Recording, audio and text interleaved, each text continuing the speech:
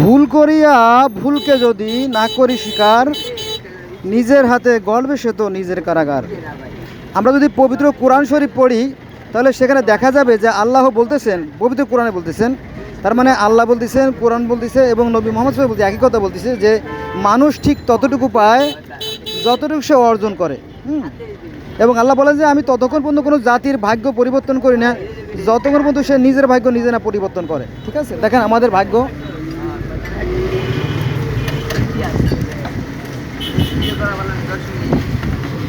এক নারকীয় পরিবেশ। দেখেন আজকে ময়লা পরিষ্কার করে নিয়ে গেছে, তারপরেও এই রাশি রাশি ময়লা রয়ে গেছে। হ্যাঁ, এবং এগুলো জনস্বাস্থ্যের জন্য ভয়ঙ্কর হুমকি। রাস্তার সাথে লেপ্টে আছে পলিথিন, এবং এই পলিথিনগুলো গাড়ির চাকায় পিষ্ট হয়ে ধুলা হয়ে বাতাসে উঠতেছে। হ্যাঁ, এই দেখেন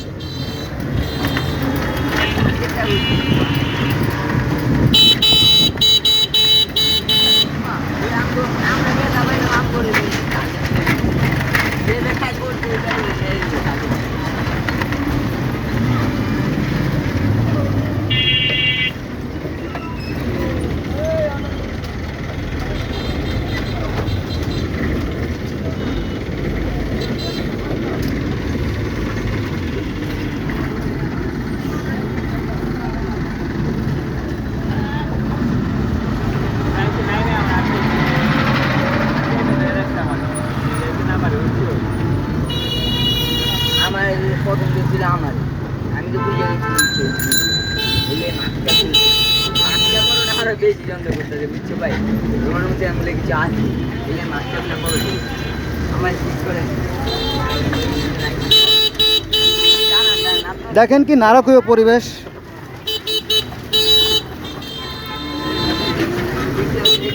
ময়লা রাস্তায় থাক, তাতে আমাদের কোনো অভিযোগ নাই, কিন্তু দেখেন এই ময়লাগুলো গাড়ির চাকায় পিষ্ট হয়ে সেটা বাতাসে উড়ছে।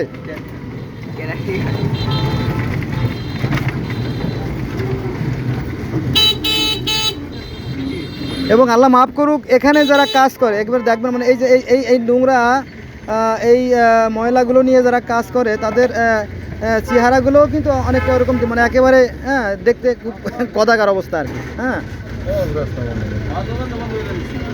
আর এখানে গাবতলী থেকে বাবুবাজার যে রাস্তা 10-15 কিলোমিটার, এখানে হয়তো বড় জোর 20 মিনিট সময় লাগার কথা, কিন্তু সেখানে আপনার 3 ঘন্টা 4 ঘন্টা সময় লাগে। অত্যন্ত পরিতাপের বিষয়। আর রাস্তাগুলো দেখেন কীভাবে ব্লক করে রাখছে নোংরা ময়লা দিয়ে।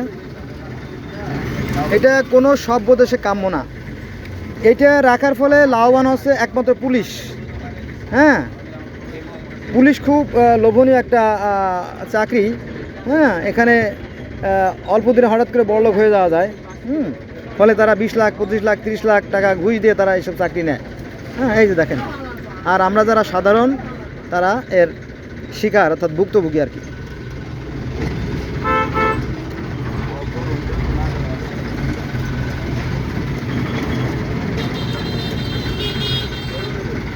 শুধু এখানেই শেষ না, আপনার এখানে তো যেহেতু ময়লা আবর্জনা রাখা হয়, এরা কাজ নিয়ে ব্যস্ত। আর অন্য অন্য জায়গার রাস্তার দুই পাশে ওই লটকল, আম, তারপরে গেঞ্জি, হ্যাঁ, তারপরে আপনার ওই যে গরুর বট কী এগুলো বিক্রি করে। হ্যাঁ, রাস্তাগুলো আটকা রাখার ফলে এই জটিলতা সৃষ্টি হয়।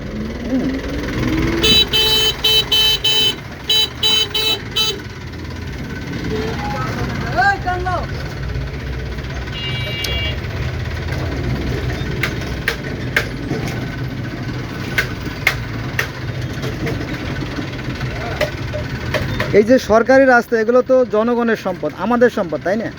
এভাবে কেউ দখল করে এভাবে এই ময়লা আবর্জনা কি ঘিরে রাখতে পারে? এটা সম্ভব না। অথচ সেই অন্যায় কাজটা আমাদের চোখের সামনে ঘটে যাচ্ছে।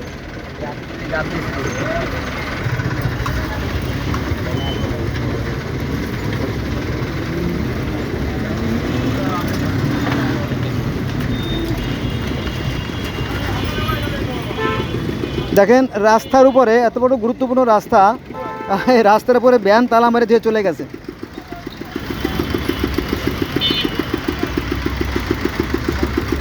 এ বিষয়ে কারো কোনো মাথা ব্যথা নাই। কতটা অসুস্থ, কতটা অসভ্য জাতি আমরা। দেখেন এই যে আরেকজন, এই দেখেন, এই যে এই দেখেন, এই যে এদের কারণে জ্যাম বাঁধে, এদের কারণে জ্যাম হয়।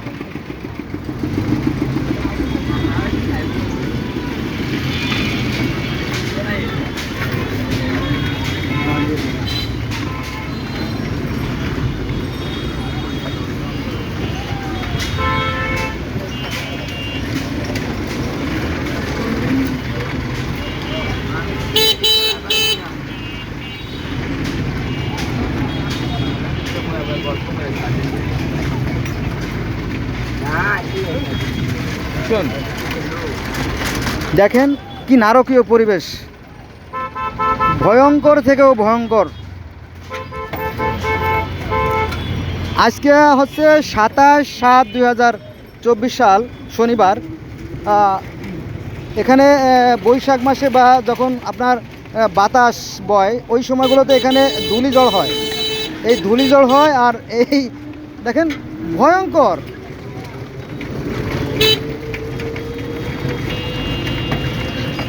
এত বড় নোংরা রাষ্ট্র দ্বিতীয় কোথাও নাই। তবে একটা শহরের খবর জানা গেছে, সেটা হচ্ছে আপনার আফ্রিকার হারারে, আফ্রিকার একটা শহর আছে, সেই শহরের সাথে শুধু ঢাকাকে তুলনা দেওয়া যায়। হ্যাঁ, এখানে যদি আমাদের তাপস সাহেব আসেন, তাপস সাহেব মাঝে মাঝে আসেন, তিনি আসার এক সপ্তাহ আগেই কিন্তু এগুলো পরিষ্কার করে ফেলানো হয়। হ্যাঁ, এবং এই আশেপাশের দোকানগুলো আছে এগুলো সরাই ফেলানো হয়।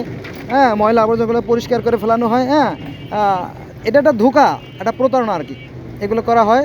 এটা আমি সচক্ষে দেখছি এবং দেখি বটে। মনে হচ্ছে কি যে এখানে মানে যুদ্ধ বিধ্বস্ত আর কি, মানে যুদ্ধ হয়ে গেছে। হ্যাঁ, সবগুলো ভেঙে চুরে ধ্বংস হয়ে আছে। দেখেন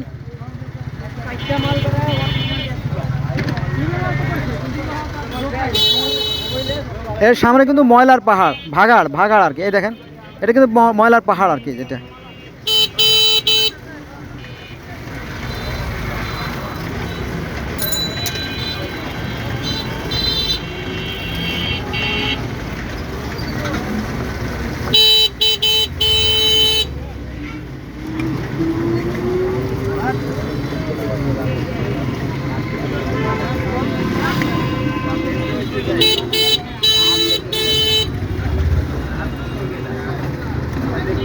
তো বন্ধুরা, এত সময় আমার সাথে থাকার জন্য ধন্যবাদ। ভালো থাকবেন।